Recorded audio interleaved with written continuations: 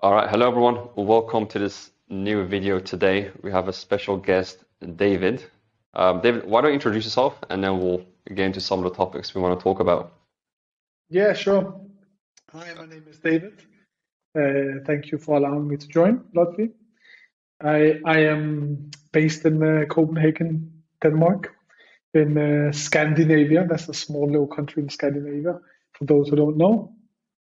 And yeah, I run a dental marketing agency and been doing done for you, been doing courses, and I'm a bit in between both, so to say. So I both still do done for you when it makes sense, and also do courses when it makes sense. Yeah. So it's like a hybrid model. All right, fair enough. Yeah, I think there's always been a debate in our space about agencies versus courses, because they both have their own benefits and they both have downsides, and hmm different stages make sense at different times. But it sounds like you started with your agency.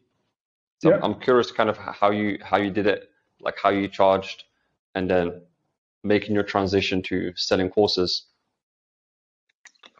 Yeah. Well, I think the natural, so to say, the natural journey for most people in our space is that they start with the done for you, and then we all buy this dream of, you know, we, you know, we want to start selling courses because the narrative is you don't want to work as much uh, selling your time. You want to sell courses and you want to build and scale selling courses because it's more scalable.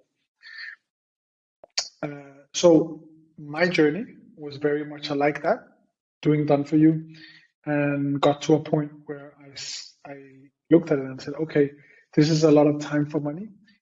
And then I was introduced to courses, and I love the scalability of doing courses and also the coaching part to be fair. And then I launched into that as well. And then I did that for some time. And then I realized that I think coming back to what I said is I think we are being sold, we us in this space, being sold this dream that doing selling courses is like, is the perfect product. It is in many ways, but what I'm trying to say is that done for you or a hybrid model um, could definitely also work and make sense, particularly in my industry, especially in my industry. That's very important to say. Yeah. Yeah, because I remember we had a conversation like because when you do done for you, it's very different to many other companies.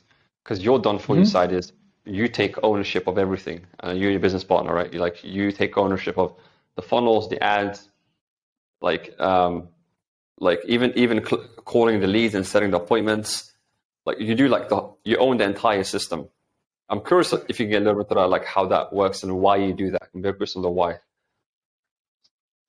But I think so. The reason as to why we do, as you say, we take full ownership of the entire funnel, even the part where we what is called onboarding patients, leads patients for practices, is because the you know it's because of the customer group that we're working with. So this is dental practices, and we have we have customized our product service according to their needs.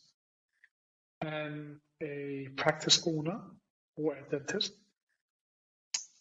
have very little time, and they don't have time to they don't want to look at numbers, they don't really care about marketing, they don't care about you know you can't just do the reason as to why so many, let's say, regular agencies fail with dental practices is that they really don't understand the challenge that they have, and we understand the challenge that they have, and therefore we take full ownership of everything.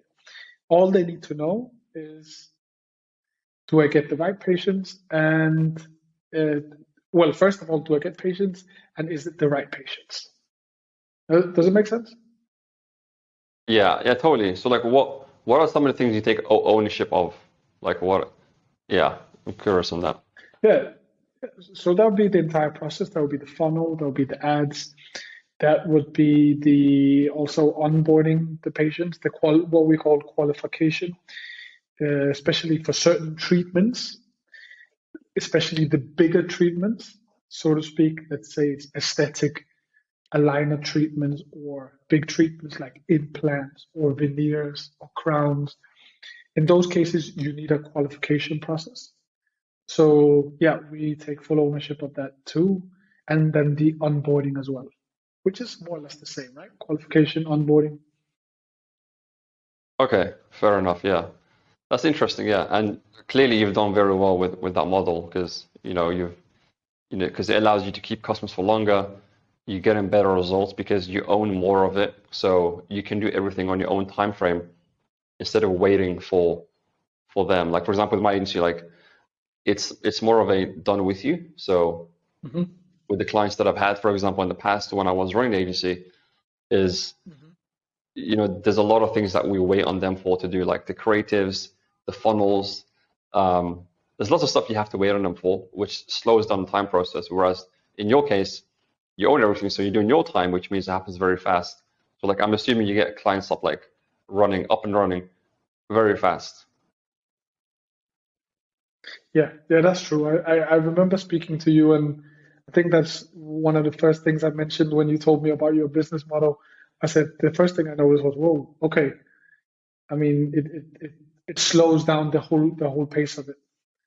And if I, but it's also different. Again, it's a great example, Lotfi, because you're working with people, like you help people.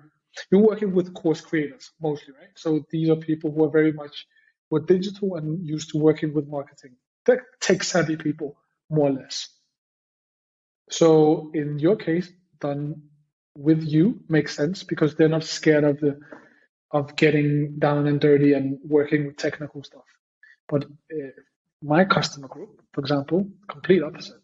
They never even looked at their website.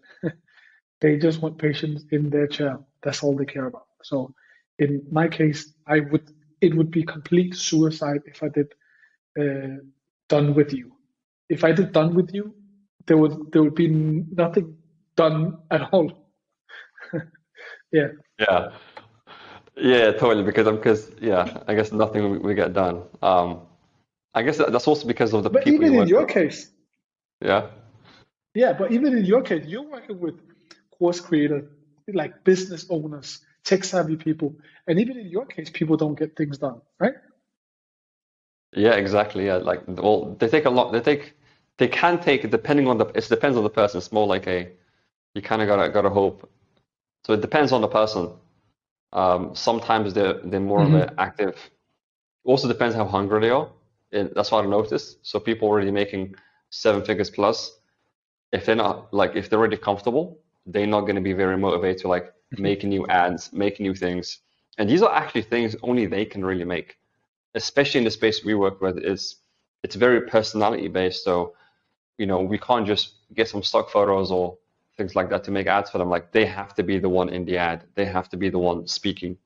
We can't use someone else because it's but but yeah, it can definitely take very long periods of time, which is why I've also personally shifted the back to doing just running more of a program mastermind where they're the ones doing pretty much all of it. And thing is, we do actually alleviate a lot of the lifting now in the new version of what we have by pairing them up with like a media buyer, a video editor, and other things like that. So that way they can leverage other people to do the work for them.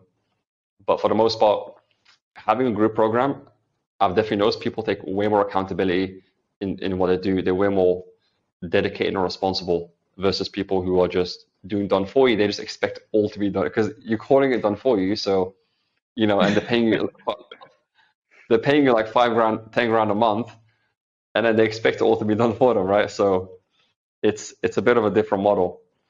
So you've done your agency, you did well with that. You own the whole system. You targeted dentists. You knew they're not marketing people. They're not gonna sit down and build funnels and ads. They just want patients coming in. And then you decided to do some courses. So can you go a little bit into that, how that worked? Yeah, so yeah, then I decided going into courses because again, I think it all started with I saw some of Sam's ads, I saw some of his YouTube ads and I was intrigued.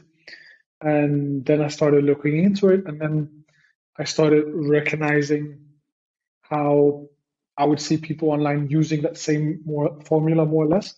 And then I got intrigued, and then me and my business partner we launched our first course, and we actually targeted healthcare practices, but smaller healthcare practices like more like masseuses and chiropractors and physiotherapists. And yeah, we did that locally here in Denmark just to test it out. And yeah, it went really well. And yeah, it was a very like it was a fun experience because this is a completely, I mean, coming from an agency, being an agency and selling courses is a completely different experience. I mean, I remember, so I remember selling the first couple of courses, and you obviously have your strategy sessions. Obviously, you have the entire machinery behind that, the VSL, the funnel, the messaging, all of that. But then you get on a call and you get on a call for 45 minutes and you ask the right questions by creating the notorious gap between the current situation and desired situation. And then after the 45 minutes, they make you a transfer and they transfer you whatever your course cost. And we charged, I think it was 6K. I remember our first sale, I was like, wow, this is crazy. This is crazy. Because obviously working in an agency and working on a retainer based model, you would, you know, you wouldn't get that much upfront. It's more like, divided over the 6 or 12 month contract. And it's also based on the work that you deliver. That's the most important thing. But this was the complete opposite. The call, and they see a video, they go through the funnel, they book a call, we get on the call, and then you know the ones we close, they make us a strike payment of 6K. Are you there? Yeah. I'm here again. You cut off a little bit. Okay. Totally, dude. They get a call, they make that payment, and then it's it's a lot happening just in one call. So what difference have you found in terms of the type, like how the client responds? Because clearly, the agency model, they do nothing, they just want money coming in. What differences have you seen with the course model, the type of clients that come in, and how they like act and be in the community? So are you asking me the difference between clients in the course, like course model versus agency model? I mean, Yes. obviously, obviously, the huge differences. With the course model, they, they do most of the work themselves, obviously, with our guidance. So they take full ownership and, responsibility. And then with the done for you model, it's like, they sign up and then they're like, so when are my patients come in? Yeah. Yeah. Yeah. So that's the main difference, obviously. And yeah, I find that with the agency model, they don't really they don't really care where the patients are coming and where and how the patients come. In our case, they don't care. They don't. I mean, I could I could uh, I could do ads on TikTok. They wouldn't care as long as they get patients. Mm. Whereas on the course model, they have to understand the process exactly, and we have to explain and Q&As and one-to-one coaching, and yeah, All right. it's kind of interesting though. On that note, sorry to, because judging from that, you would think that the course module would be less stressful, and the done for you model would be more stressful. Because on the done for you model, you do the work. On the course model, you tell them what to do essentially. But I find, especially in the beginning, I had a hard time adapting because all of a sudden I had to coach them on how to do it. And look, you explain to people who are not tech savvy technical stuff, and that's a skill in itself. Whereas on the done for you model, they don't ask any questions. Me and my team, we sit and we do the work that we've always done, and they don't ask any questions. They just want results. I found that being less stressful in a way. Yeah, quite interesting. Sorry, what were you saying? I totally agree with you. Yeah, I had the same thing happen too, because I teach ads, because in the first version of my group coaching, which we now relaunched, we had 53 people in there. And for the most part, people are fine. I think about 80% are, they can do all the technical stuff. But then you will have quite a few people that are just, they cannot do at any cost. I mean, it's very difficult. I would spend half an hour, 45 minutes, multiple times, just do very simple things, connecting this tag and active campaign, like just simple stuff like that. And I've learned a lot from that, from the first version of my program. And that's why now, I'm actually connecting people directly with an expert that can do it for them. They can just pay them like 1 hour, they come in, get it done, and come back out. And it's also important that this person that we have is like already prepared, trained, vetted by us. So by the time client comes in, they say, oh, we have an issue with this or this. They already know the issue. They can come and fix it. You pay them for the hour, and it's done. And so another huge thing I've seen with the group coaching programs that's valuable versus like one-to-one or done for you is that all of your clients get the value. Like they all get the value. When done for you, if one client does well, like first of all, none of them are communicating with each other. None of them are really speaking to each other, or like know what's going on, or know what's their funnel doing. And if let's say you added great value to one client and you did something crazy with their funnel, now you have to like redo it again with every single one of them, which most time doesn't happen. And the other them, they don't see it. They don't really see it. You're kind of just doing the best with each one, but you're not giving them equal. And even with one-to-one, let's say one-to-one, you say something special here, you give them a great strategy, but then you're not like documenting it and sharing with everyone else. In a group program, it's very easy to just, everyone's in the group, you have a new great strategy, now you can share it with everyone instantly. So everyone gets the value. So with me, for example, we have like funnel systems that we can share with everyone. We have sales systems.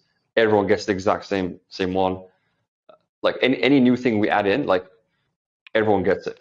And I think that's very valuable. What are your thoughts on the whole idea of creating, anytime you create an update and then everyone gets it versus just one client?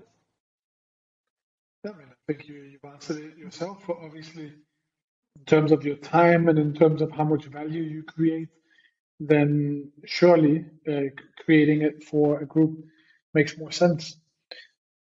But again, Yeah. it all comes back to, is it do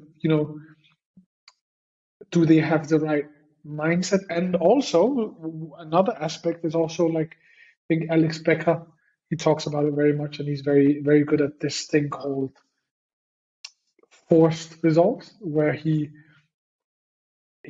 and his team, they do as much as possible in terms of helping, assisting, and also pushing their clients to do the work and keep them accountable, so to speak. Yeah, exactly. Yeah. That's what a huge part of what I'm adding in, like in terms of, because essentially here's how most group coaching programs were, and many of them still are because they haven't really adapted, which is they run a group coaching program. They'll do Q&A calls, a couple times a week, maybe once or twice a week, even every 2 weeks. Who knows? They'll do some group support. They have some video training, and that's it.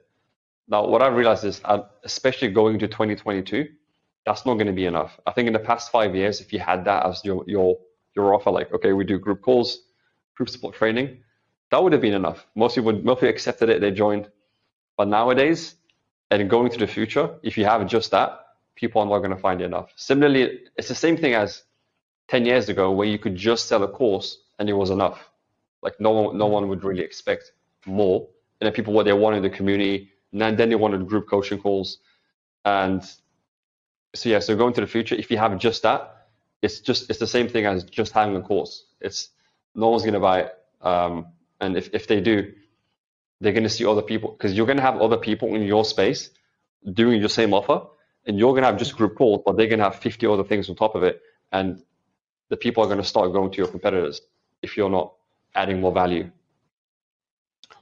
So for example, on my end, like providing people with systems and things that we pre-build for them, so it actually saves them time and money, and also pairing them up with people that can do different types of work for them. Like the way I see it is having group calls and courses and a course and coaching is like the baseline, and then the value actually starts. I think that's where like the baseline should be, and then you start like stacking up all the other things that you do that make you stand out from the next person. Yeah, yeah. It's bare minimum, to be honest. Yeah, yeah. It's like a course. Imagine just giving someone a course nowadays. Like just Yeah, his or just like a PDF or something. It's like it's not enough, right? Like yeah.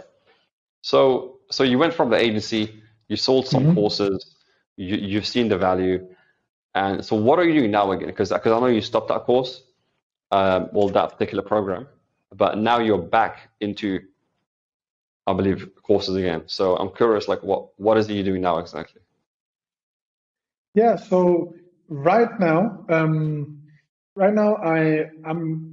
actually back to done for you, doing more done for you, especially in new markets, blue oceans as we call them, expanded to other countries.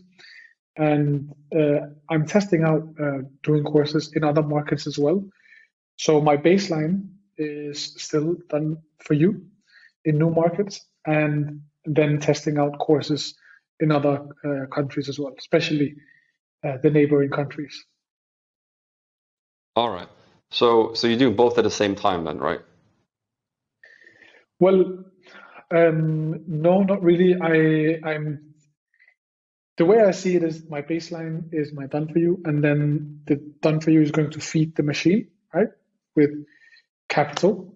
And right now I'm testing out various ideas, courses in neighboring countries, and I'm seeing it more as I'm experimenting, so to speak, and obviously, yeah, saving capital for that. I have some ideas, and I'm testing out those ideas right now in smaller markets. And once we are ready and the numbers are right, then I'm going global. Okay. You mean for the course? Yeah, yeah, yeah. So yeah, my vision Okay. is without a shadow of doubt is I want to sell courses and masterminds and create a lot of value in the niche that I am in. Uh, However, right now, as I've said, my main focus is the done for you and also getting the right numbers. So I don't want to stress the process. I want it to be, yeah. When I first went into selling courses, I made a lot of mistakes, and I don't want to commit the same mistakes again. So that's why I'm taking my time. Okay. All right. Yeah, Interesting. yeah. So I you do, learned a lot. Learned a lot. Yeah, yeah. So you do want to be in courses. That's very interesting. yeah, So yeah. at Definitely. what point, like, Mhm. so now you're doing you're finding product market fit for the new because this is a new course to your old one that you had, right?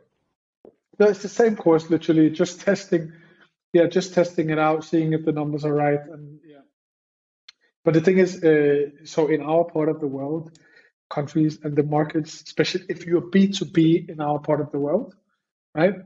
Then first of all, our countries are smaller, population is very small, and as you can imagine, if you go B2B in our countries, you rather quickly saturate your market. Uh, so that's why the natural progression for us in our part of the world is start locally and get product market fit. Once you have that, then we go broad. All right, okay. Yeah. Yeah. Maybe this is a good segue. Go ahead. No, it's fine, fine. Go All ahead. right. I was gonna say, so this is a good segue, I guess, to it's essentially that issue, right? Which is, well, it's not really an issue, but it is a thing, which is that like the B2B market, like you said, it is a smaller, tight knit market. It's not as wide as a B2C. Like even me personally, like most guys I talk to around B2B, a lot of them, they'll find it much harder to scale to 8 figures versus guys who sell B2C offers. I can name many people in B2C doing 8 figures in sales very easily because there's just more people to reach.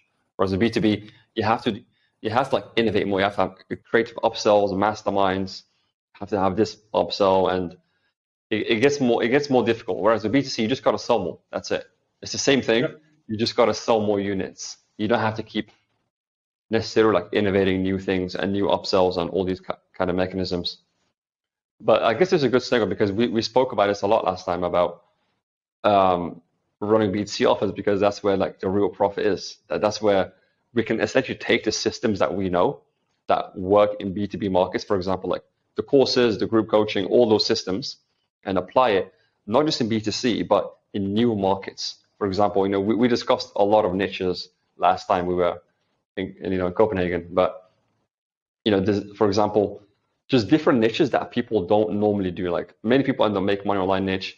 They're in, standard niches that everyone already knows, but no one's really Facebook taking that and going ads. to. Learn how to do Facebook ads. Yeah, exactly. Yeah, like it's niches everyone knows, but no one's really taking it and going to like untapped niches, like completely different verticals, and growing there. But Don't what are your mention the thoughts on that? ideas. Don't mention the ideas we talked about, Lotfi. I won't. I won't. We'll keep those to ourselves. But what are some of your thoughts on that, on going to those new markets and applying those systems there? Yeah. So I mean, as you said, obviously there's a huge difference in market size from B2B to B2C. That's one thing. Another thing is also, in which country are you based? Which market are you targeting? So if you're B2B in America, in Canada, you have a pretty pretty big market size, customer group, right? If you are B2B in Holland, where you were born, and let's say you were to you had an offer for a dentist in Holland, then it would take you around a year to saturate the market. So, there's a vast difference between B2B and B2C, but I think I've only been in B2B, and I'm definitely, B2C definitely is appealing in so many ways. Because B2C, you know, if I was B2C, sorry, even in my own local market, that's the whole country, literally, right? Obviously based on, depends on the product that I have offer, but more or less suddenly it becomes the whole country. So that's a huge difference. But then again, there's so many, there are pros and cons. Obviously with a B2C, you are more likely to have a low ticket offer than an upsell, right? Yeah. And I think the great thing about B2B with the high ticket offers is that your CPA, you can afford your CPA to be much higher because your high ticket offer is a high ticket offer, right? So yeah, there are pros and cons. Yeah. The other thing I like about the taking what we know about running courses and whatnot and applying it to new markets is that let's say we want to grow our business and let's say we hit a cap on the offer we're with, instead of going to new industries, we can stay in the kind of industry we're in and just apply it in different ways instead of trying to be like, okay, I'm going to do e-commerce or I'm going to go into crypto or some other business. We can just be like, all right, let's let's just do more inside consulting and courses versus let's go to another industry entirely where we know nothing and learn everything from the ground up, or like build a software company or build, we can just like, okay, this niche is tapped out. Okay, we have all the dentists, we are serving all of them. And now next step, we're going to go target chiropractors, for example. And then we're going to go to, and maybe do a B2C offer. One I've been looking at is like dog training, right? Like something like that, where it's like, it's completely untapped. People want dog training. I've No, researched. it's not going to be untapped after this recording. It's not going to be untapped.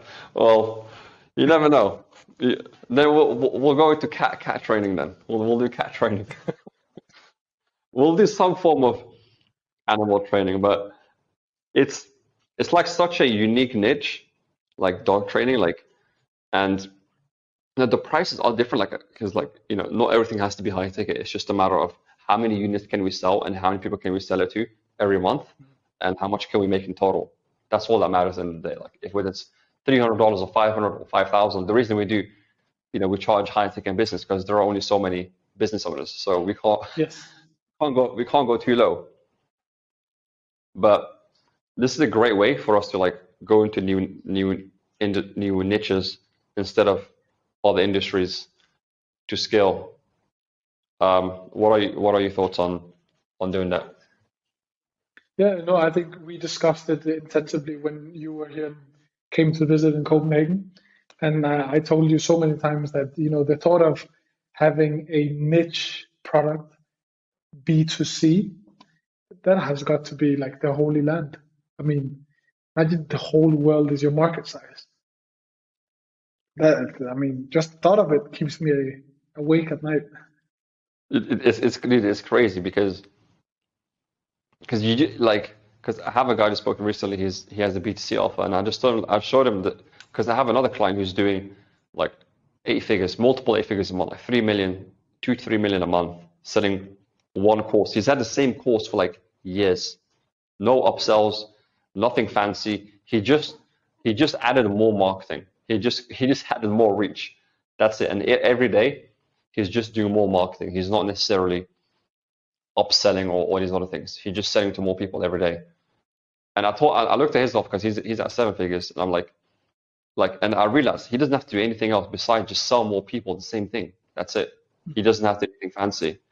Whereas, yeah, that's just a great thing. Is it's much easier to get to eight figures. Like it just is. It's also much easier to hire for because because in B2B it's more like customized stuff. Everything is customized. There's always some level of customization and like uniqueness. It's harder to hire someone to come in and replace those things. Whereas in like B2C, it's also easy to hire because the people you're dealing with is just anyone, and it's not always the most customized thing. And it's more easy to find all the experts in those spaces. For example, let's say it's dog training. It's much easier for me to find some, let's say I have a coach program, find like 3 or 4 dog trainers to come in and help out. They don't have to be the best. We might have the main coach, but to do a lot of heavy lifting, it's very easy to find someone like that versus to find someone who does Facebook ads strategy, like what I do, Facebook ad strategy for coaching and does it really well. It's much more difficult. Also, there's much more at risk. For example, in the dog training space, if they mess it up with the thing, it's like the dog's still fine. Like it's not going to do anything. Like it's not like ad spend when it's like $10,000 lost. It's just okay. Tomorrow we can try again. We can try another training, right? But in our space, if I hire the wrong Facebook ads guy to replace me, it's going to cost a lot of money to my clients. So it's more harder and more risky. Whereas here, it's much more forgiving, and it's much more easier to find people and easier to get them on board and start immediately. And even like salespeople and much more easy to scale up the marketing because we can just add on new channels. For example, my client now does 2-3 million a month. We just went from Facebook ads, and now he's doing just Instagram organic, lots of shout outs. And the next step, he can just do more marketing through SEO and then YouTube, and then add in like TikTok. Like it's just more marketing, right? It's not even He's not even like adding in like special stuff. It's like, okay, we want to add another 2 million a month. Okay, let's do TikTok. All right, we're at five. All right, let's add in YouTube now as well. And then it's like, okay, let's do SEO. Let's do like live events and partnerships. It's just more and more marketing, which is so easy, and much easier than, all right, we have to innovate a whole new idea and invention and product. And yeah. Yeah. And I just thought about it. Usually the B2C offers that I see, or B2C products, it's never really, or let me put it like this, the B2B offers or course creators is usually about teaching other companies how to, be better at their job so that they eventually can make more money, right? It's usually very monetary, which is tangible and very specific. But with the B2C offers, what I just thought about is it's not it is rarely monetary unless it's like a investment course or yeah. Other than that, is usually like solving everyday problems. And I think with that, it would just be a different approach you have from your clients when it's not a life and death situation for them if they complete the course and get results or not. That's the way I see it. It's more like Exactly. Yeah. yeah, yeah, more like investing in well-being or more softer qualities, right? Dog training or Yeah. like yeah, things like that. Yeah, so it's interesting. Yeah. Yeah. Exactly. Yeah. Like that's what I'm saying. Like, it's easy to hire for, and there's less risk. Like if your Mhm. dog doesn't the next day start speaking Chinese, like it's okay, right? Like he doesn't have to start doing magic immediately. It can take a while, and there's no cost. Like you just gotta do it again. Like just there's no. It's not like it doesn't cost like 3,000 in ad spend to teach your dog some tricks. It's just you try again tomorrow and you use some new treats or something. I don't know, some new strategies. It's very low cost, low risk, low cost. Um, much more forgiving. But yeah, dude, I'm super excited to start doing that. To start looking at you know other spaces, untapped spaces where we can take our strategies, what we know, and apply it there. Like that's where the big money is. I think if we just stay in our little lane, for example, it's not going to grow very big, right? Yeah, I mean, in B2B, we are always going to be capped, right? I mean, obviously depending on your market size, but there'll always be that cap. But as you say, in Yeah. B2C, it's a completely different ballgame. Yeah, it's much easier. Like even the guys that I know that do quote unquote B2B, to get to 8 figures, they always launch some kind of B2C offer. Where it's like Uh-huh. for example, some of the sales guys, they'll first they'll start with like sales teams and sales offers, and then to grow big, they'll start having something where it's like, oh, we'll show you anyone how to become a sales rep. We'll help anyone get, then it becomes broad. So even they end up doing that at some point because they realize, and the ones that, and even though when they do, like to scale the B2B, they'll have backends, 5 masterminds, and all these upsells and 10 different backend offers, and it's like constantly upselling, and you need sales guys who can upsell you again, and versus B2B, like we just gotta sell 50 more courses again this month. So many people, yeah, it's Yeah. just, yeah, it's like, for example, the TikTok, like even the client that have like, he just doesn't have the time for it, like, but he could technically add in a lot of money with TikTok, like TikTok, YouTube. Like now he's doing just Instagram. What does he do again? Well, he sells Amazon FBA. Okay. So you can imagine, like it's like anyone, like, hey, you down, like, hey, like, do you want to start Amazon, make money, Amazon business? Yes, okay, bye. Then, like anyone is a potential for this. Mhm. And let's say at 3 million a month, how many does he even have to sell? Because that's like what, 1,000 people a month.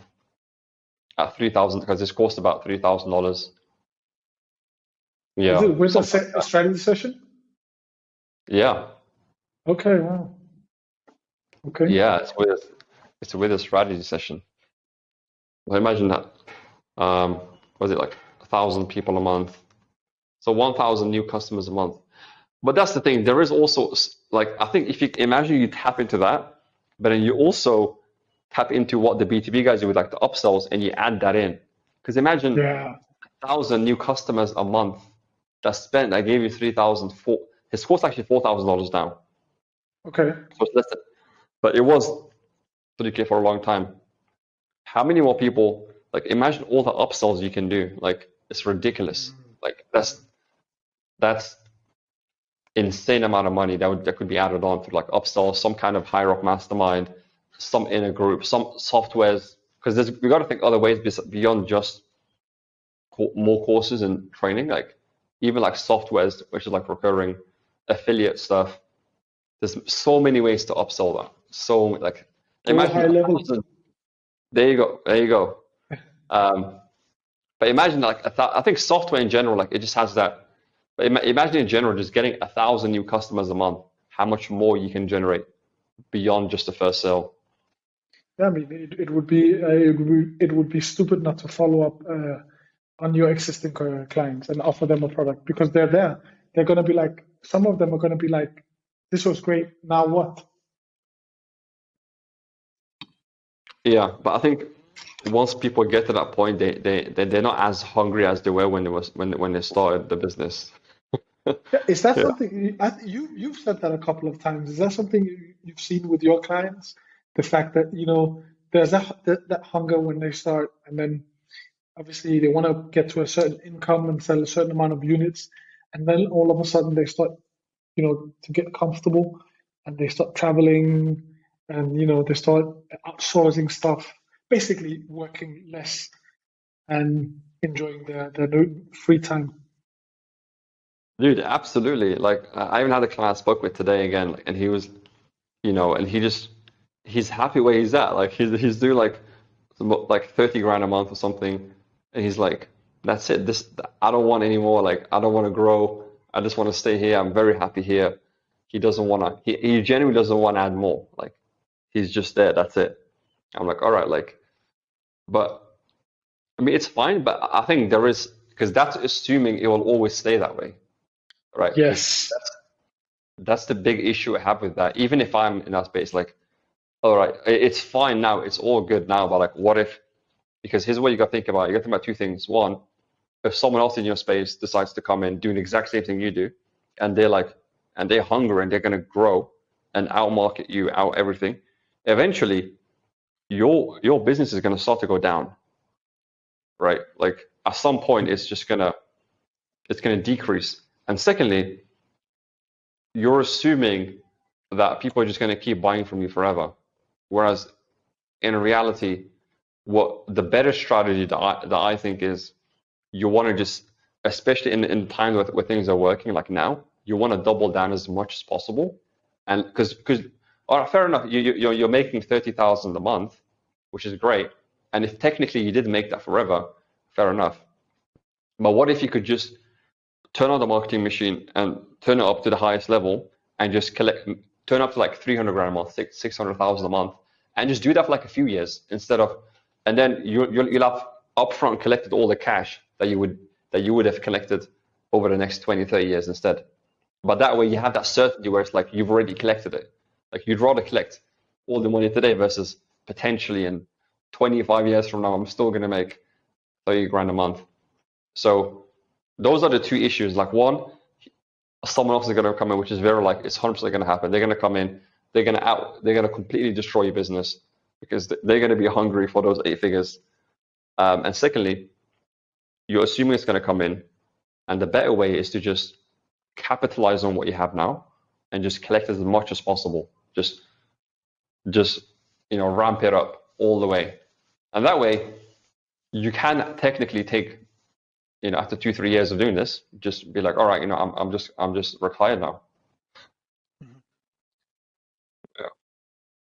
Yeah, I actually developed a term for that. you know, and I'm talking specifically about you know, businesses who are in a niche with no competition.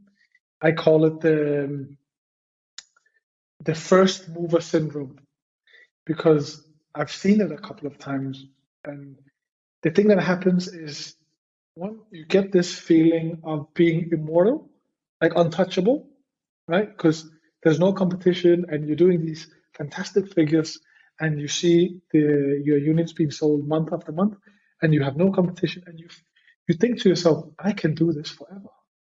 And as you said, it's a very, very, very, very dangerous to think like that because, you know, if you don't innovate, it doesn't have to be in your case, your guy, he has to make more money, but just like innovating and developing and you know creating more value for your prospects. If you don't innovate, I mean, you're gonna end up becoming like Blockbuster at some point. 100%. It's guaranteed to happen. It's impossible to just think forever you're gonna keep making the same money every month. Like even if you look at like Gym Launch by Alex Hormozi, like they weren't making 10 grand a month for 1,000 years. Like they made 100 million in 3 years, 2 to 3 years, like very fast because Mm-hmm. like they saw the opportunity. They 100 triple down on the whole thing. Like they hired extremely fast, put out the marketing, just started selling all day long, constantly, collected 100 million, and now he can just do whatever he wants. Like because people are gonna see what you're doing. Competitors are gonna come and they're gonna take over more market share.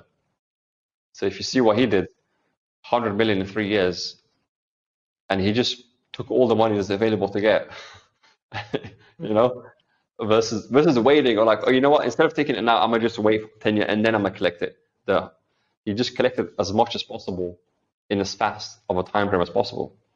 Like and that way you also set yourself as the market leader, and that way like people will still buy from you in the future. I think that's the real way to lock in that people will keep buying. It's not being small and then okay, people will keep buying. It's like getting really big and then being like, okay, people are gonna keep buying because you built the brand, the actual name, and that's what will give you kind of that strength, like even during like tough times and stuff.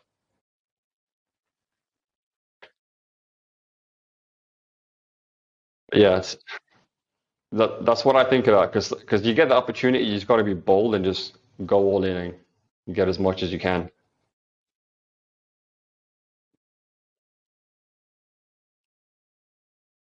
Yeah. What do you think about that? No, definitely. I mean, uh, when especially when you were here in Copenhagen and we had those deeper conversations, and you told me about a lot of your previous clients and some of the obstacles you were facing and they were facing. I'm thinking that these are proper first world problems. I mean, I think you told me at some point about you, t- you told me about this guy complaining that he had to do strategy sessions on a Saturday and Sunday, and I don't know, maybe it's just me, but I'm thinking, wow, that has got to be like a proper first world problem. You're getting that many strategy sessions that people want to book a strategy session on an extra day, Saturday and Sunday, and that's a problem for you? Yeah, man. Yeah. So, It's yeah, you have to go all in. You just have to go all in, and you have to maximize. And as you say, good point with you mentioned Alex Emoji and Gym Launch. There's a certain amount of time, especially in B2B, where your product is relevant because we actually selling information. It's the info product business. And at some point, that info is going to be outdated, just like any other course out there. Me and you, we met each other through Sam Owen's up level program. And, you know, a huge part of that, um, at least some of it, is completely outdated. Is at least the marketing aspect of the course is outdated. It doesn't work anymore. From 2017, you know. For example, outreach on Facebook. How are you going to outreach on Facebook today when you have a cap of 20 or 25 friend requests daily. Doesn't make any sense. Yeah. By the way, there is ways to get around that. You can get hundreds, but I do get the point. Okay, you can send that over later. I'll send it, I'll send it after this call. Lots. I figured out a long time ago how to do like you can do like 100 a day. It's crazy. I'll only do it if it's white hat. Oh yeah, dude. It's with the Facebook algorithm. Trust me. I've done it. I'll send you my the process. But this is what I used to do back in the day. It's not. I'm not really doing outreach that much anymore.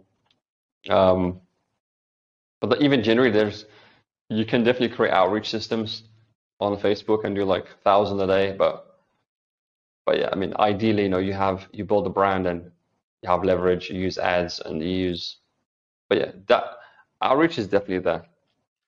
It can get a bit like if you go a lot, there is always going to be some um, gray hat involved. Let's put it that way, like because you are really pushing the limits. But if you want to do just 100 a day, that's easy. If you want to get like 1,000, 10,000, you're definitely pushing things. Mhm. But dude, the chat has been good today, man. Agency versus courses and like B2C offers. It's been good talking to you. Maybe we'll do this again. But Yeah. I mean, I enjoy talking to you also. Every time we speak privately, I do enjoy it. We're both on the same journey, and yeah, we're learning from each other's experiences and mistakes and the great things that both of us do. So yeah, I really do appreciate the friendship that we've developed, and yeah, we have just the fact that we have so much in common, and we can, we were in the sauna the other day talking about CPAs and CPCs. Yeah, I enjoyed yeah, it. likewise, dude. Likewise, absolutely. It's been very good. Yeah, Keep having those conversations. Vedi, thanks for coming on, man. yeah, We'll keep in welcome. touch. Yeah, I'm gonna just end it on here for now, and we can stay on the call. But yeah, all right then.